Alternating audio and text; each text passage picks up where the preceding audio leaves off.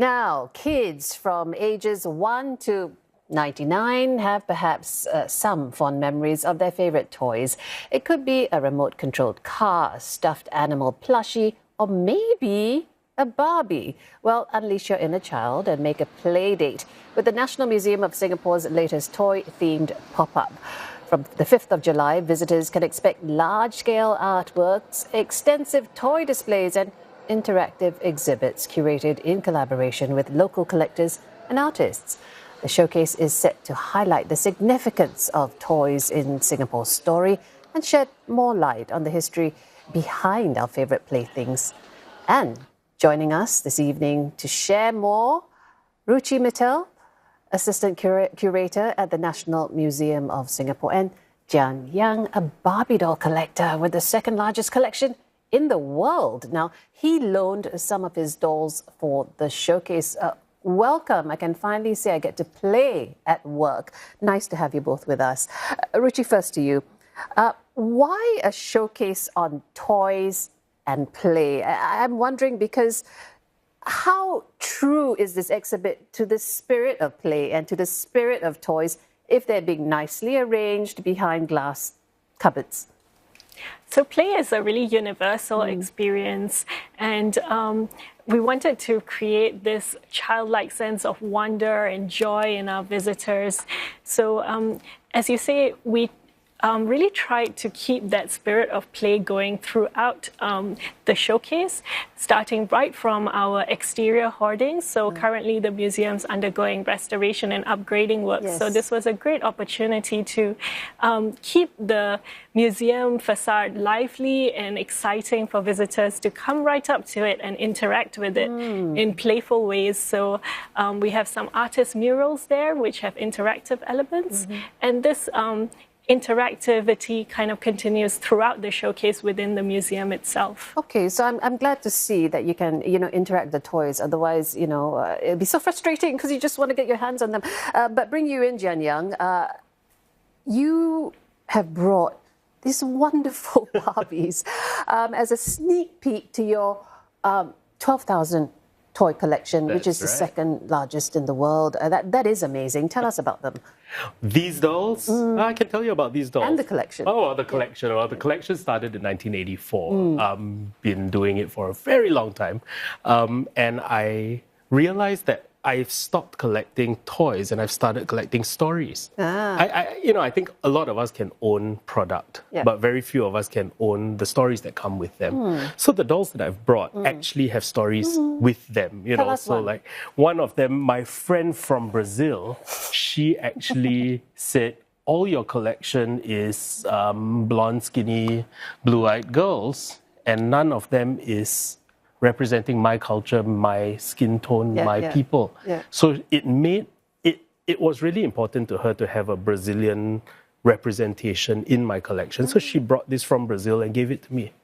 It's amazing because you can't actually get that here. This one wasn't available here. So Okay.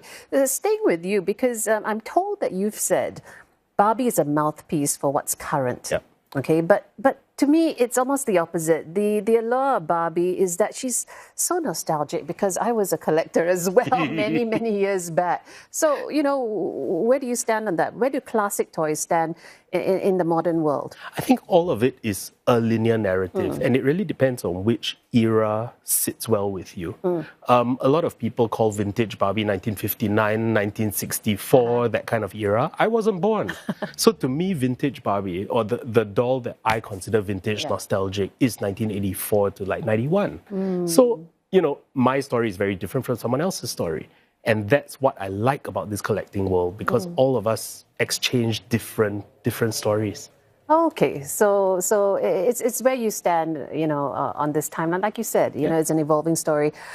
Going back to the other toys in this showcase, Ruchi, what role do they have in storytelling Singapore's history, and why do you think they're different and important for from our usual historical artifacts? So I just want to know what the significance is to Singapore's. Yeah. So as Jen shared, all of the objects in our showcase have very special stories. And this is because they come from local toy collectors themselves. So unlike objects that perhaps are in the national collection for a long time, and we are able to really tell the very personal stories through this particular showcase, and to even tell broader social histories of recent events in Singapore's memory. For instance, we have on show a Hello Kitty and Dear Daniel set that came from McDonald's, their Millennium Wedding series in the year 2000, and this really caused crazy queuing frenzies across Singapore. We were there. So indeed, many Singaporeans will remember this moment in Singapore's history. So we try and bring out some of these interesting kind of connections through the showcase. So the collections themselves, some are fairly big, right? And then you've got the very delicate ones. But it's also, as you said, the collectors that sort of add to the interesting aspect of that. Jen, how is Barbie synonymous with Singapore's history and story, and what would this is an interesting question. What would a Singapore Barbie look like? Oh, wow. Okay, this one, it's one of those conversations that's never been tackled. There is a Dolls of the World series. But you'd be the right person to ask, though. I hope so. The Dolls of the World series has been around for a long time, and they've always done rather stereotypical fashions, like national costumes. The closest that we got was a Malaysian Barbie that was wearing a baju kurung. Right. But there was never a Singaporean doll. There are only two representations of Singapore in the entire Barbie universe. One of them is the Singapore Airlines stewardess, the Singapore girl, which is not our national costume. Okay. And the other is a collaboration with Love Bonito. So that's like Singapore brand, but the dolls that were wearing them were just, diverse, racially diverse, but not entirely Singaporean. So, I've always had this strange thought that I hear that we are I think we're an Asian culture, but we are a very young country. And a lot of people don't know what a Singapore national costume will look like. So actually, I was ready for you.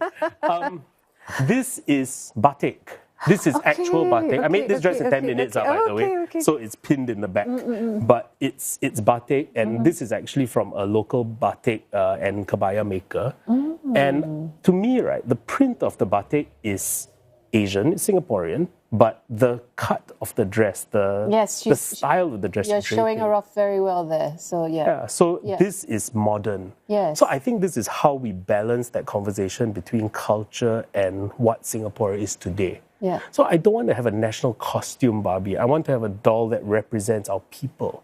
Very good answer. I appreciate that, and how skillfully done in just 10 minutes. All right, Ruchi, the National Museum is doing, I understand, an open call for toy donations, if I understand correctly.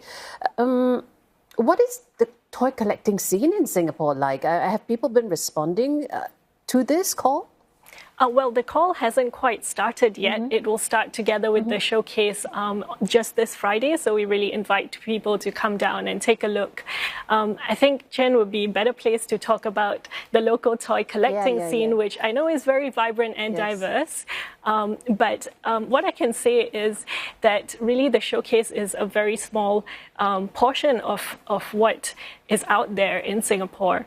And so we hope to continue this conversation through the open call, inviting people who might be inspired by the showcase to unlock their own cabinets at home and to share these stories with us, so the museum might be able to collect these stories and their toys and safeguard them for future generations and show them to our future visitors. And if anyone can keep them in pristine condition, it would be you guys. So I appreciate you both coming down. It's been so fun playing with you this evening. I've been speaking with Ruchi Mittal, an assistant curator at the National Museum of Singapore, as well as Jian Yang, a Barbie doll collector.